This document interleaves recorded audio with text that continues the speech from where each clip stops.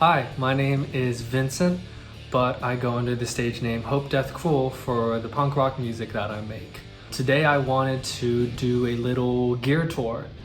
I'd call it a rig rundown, but that's already an established series on YouTube, so I don't know if I get in trouble for using that, but that's basically what it is. Today I wanted to look at my guitar rig specifically. Just to clarify, I actually play and sing on the music that I make under this name, and if you haven't heard already, I will put a link to my Spotify in the description. But I just want to show you what my guitar rig is, and this is mostly what I use kind of just to write and hypothetically perform, since we're in the middle of a pandemic and I hopefully will be able to play under this name soon. Hopefully. Yeah, let me get into it. Alright, so this is the guitar that I mostly use for Hope Death Cruel with it. I guess the story of where I first got. So around this time last year, which is crazy, it's already been a year, but I was studying abroad in Spain and I didn't bring a guitar with me because I was kind of afraid like something would happen, and especially like international travel, you know. I've heard so many horror stories and stuff, and I just didn't want that to happen to me. I guess ironically, when I came back, I brought this back with me, but this would probably be like my travel guitar if I ever get to perform internationally. But yeah, I got it in Spain from this company, I think, Toman. They're German, and this is their like signature series, Harley Benton. So this is their own brand of guitars. Obviously it's a Telecaster style guitar, and I had been wanting one of these for a long time. I guess my most favorite like style of guitar is a Strat, but I wanted to get one of these because I feel like it just, even though a lot of times, you know, it's just relegated as like maybe like a guitar for like country musicians and stuff, I feel like you can rock out. And just like you know, two guitarists that have used this, first of all, Tom Morello, he has like a very iconic Telecaster, and then he's from Rage Against the Machine and many other projects. And then also like Dean Richardson of Frank Carter and the Rattlesnakes, he plays a Telecaster all the time, and I just thought, oh, that'd be awesome, and I'd like to try it out. So that's kind of the story of how I got it. This is a pretty cheap guitar. I guess it can be kind of compared to like a Squier or an Epiphone, but I really feel like the quality is like kind of better, just because and like just in terms of just the build quality, and then like the price. Like this was about 100 euros, which is a little more than $100 US, but like it's fantastic. And actually after I got this, I sold my Squier Strat. It was a mini actually, so it was for a kid, but like in that one I was like, oh, it's pretty decent, you know, considered what it actually is. But like yeah, this like blew it out of the water. I mean, first of all, it's a full-size guitar, so that's great. I'm not having to deal with like a cramped fretboard or anything, but just feels good. It plays good. I guess the neck's kind of thicker than some other guitars, but that's not too big of a problem, I guess. Even if you're a beginner, I highly recommend this guitar. This is all stock, so these are all stock. This is all stock. The pickups are all stock. They sound good. I mean, I think it sounds good, and like for punk rock, like you don't really need what, a $4,000 guitar with like the best pickups or whatever, right? But yeah, I love this guitar. It's actually kind of heavy. It's not too bad. I don't know how much, maybe 10 pounds or a little less. But it can start to weigh on you if you play with it enough. Obviously, I haven't been able to play this on stage, so I don't know, but it's not too bad of an issue. But that is something to keep in mind. It is a little heavy, and if you are carrying it around with like just like, you know, a little case, you probably want to do it with a strap if you can, because you would definitely be switching arms a lot. I can definitely attest to that, because in Spain, when dorm or the living situation was about a 20-25 minute walk away from the campus, when I did bring my guitar, I usually have my backpack on, and then I would hold this in one arm and I keep on switching over, because it definitely starts to weigh on you. Your fingers start to go numb and all that. But yeah, that is something to keep in mind. It's blue. This is the first blue guitar I've had. The other two guitars I've gotten were black.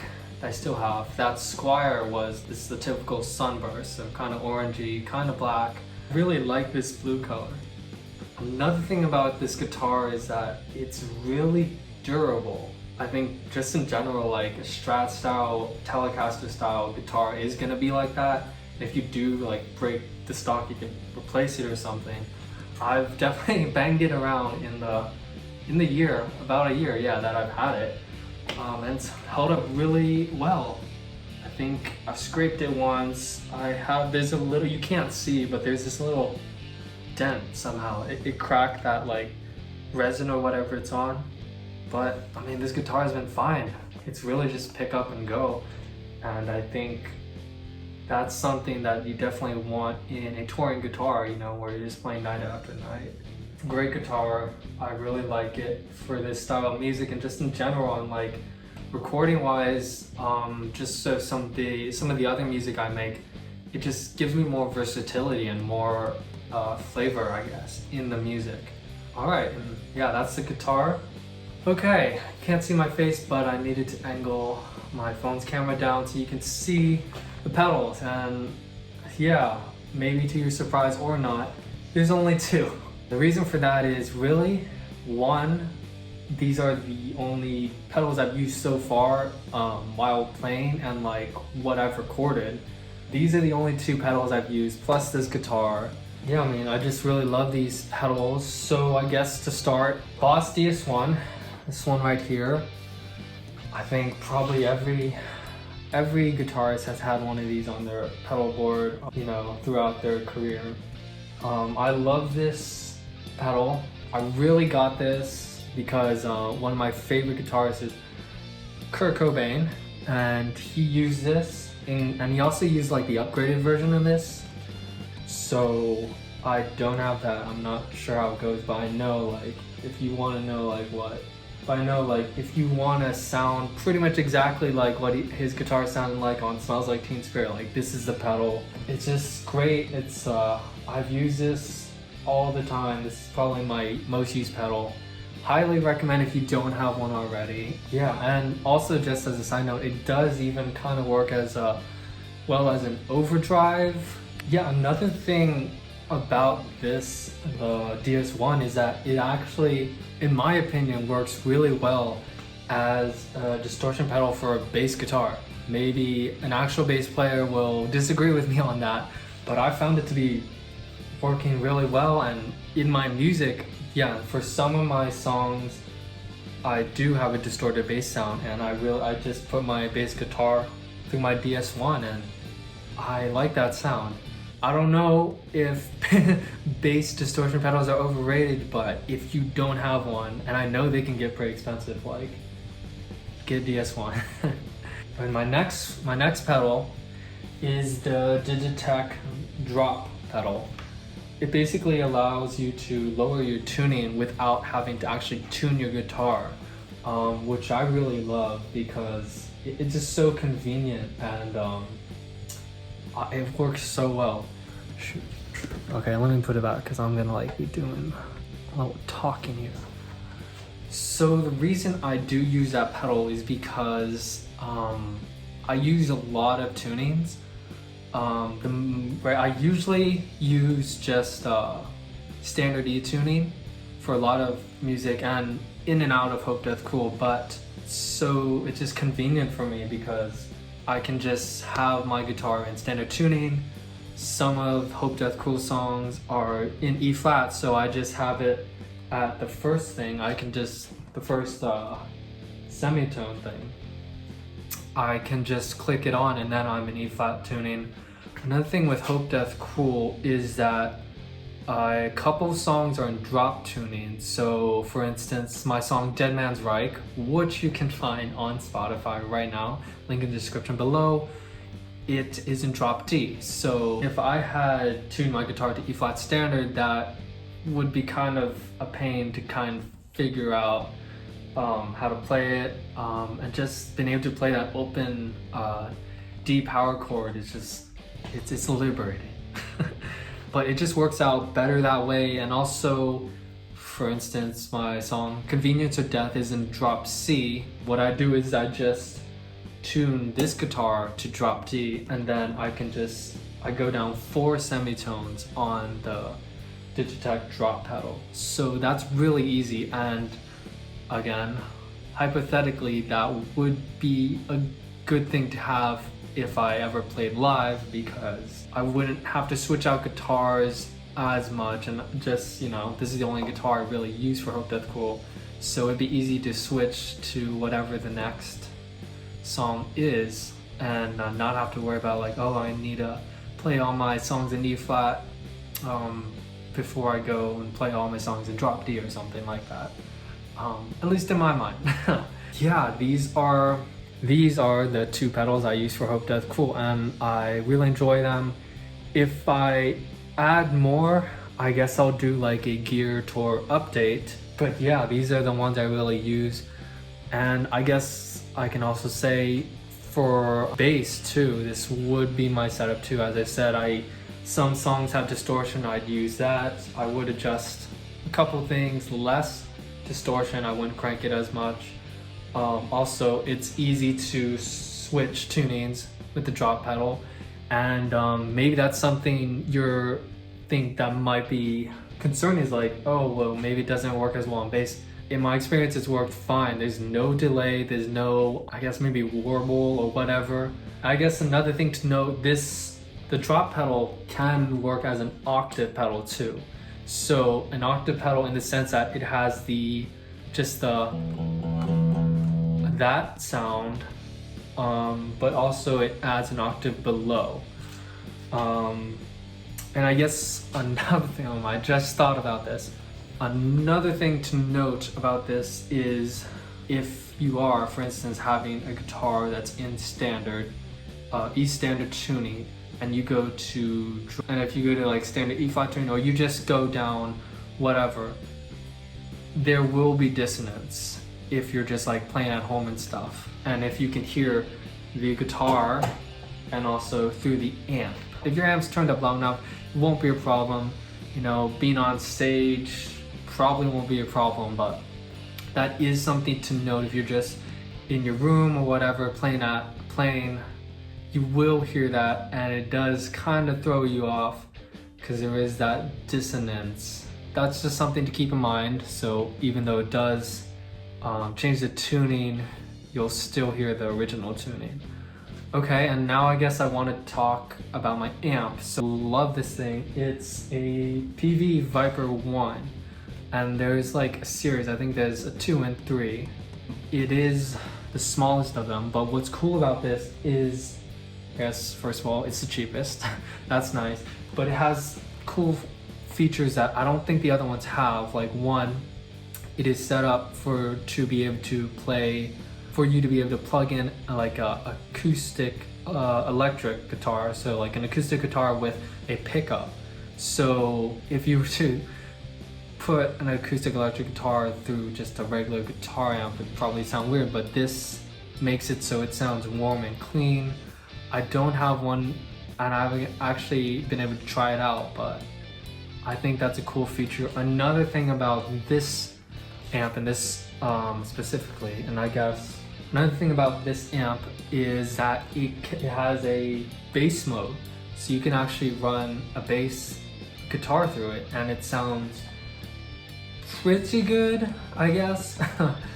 Obviously, it's hard to, you know, make a guitar and bass amp all in one, but I think this is a pretty good choice if you can't have both. Again, I'm not a bass player, so maybe it sounds really bad to bass players, but it's really handy for me because I don't just have like amp for my bass. So this works out really well. One thing, I guess now I can show you it. So one thing to note, I do have it on one of my extra snare drums, and this is because especially when I am running my bass guitar through it, there is like rumble or like just buzzing sounds that are really annoying. So putting it on this kind of takes that away. So that's the reason why it's on that. But yeah, it's just a handy feature to have. I guess I don't really have like super cool presets or whatever. I just basically turn the amp to clean, so you can go clean, overdriven, or distorted. And I always put on clean because I have my distortion pedal. I don't mess around with this stuff. And this, I guess one thing to note, this is at almost 0, the volume. And for just like, I don't know the dimensions, but just for like a pretty small amp, it can go pretty loud, which is great. So I don't actually have to like, this is not past 1, and actually putting out 1 for, I feel like at that point, if I were to do that, I would put in earplugs because it can actually get pretty loud. I have used this amp on gigs before, and it's worked pretty well. Hey, my face is back. I have played to a room full of maybe 30 to 40 people, and it has, I was able to hear myself, they were able to hear me, and I could have turned even louder. So the Peavey Vyper 1 is a great amp for practice or just jamming or whatever. Very rugged too. This has definitely been kind of thrown around and stuff, but it's working just fine. Highly recommend if you are looking for a small little amp or for just practice or whatever, or if you're a beginner or something, definitely I recommend picking one of these up. And even for gigs and like smaller venues, it probably works. And also like, they can mic you up. I have played a gig where they did mic my amp up because my drummer was really loud. And yeah. Okay, that's all I have for today. I think I covered everything. If I didn't, or if you have other questions, let me know in the comments below. I had fun showing you my gear, and yeah, like I love this setup, and it's really been really fun to use. But that about wraps it up for today. I want to keep doing more of these videos just to kind of not just focus on music, but not just focus on the music, things like this. If you have any ideas about a video, let me know. Subscribe to the channel so you don't miss out on any new videos or whenever I come out with new music, if you do listen to music from YouTube. And yeah, Hope Death Cool out.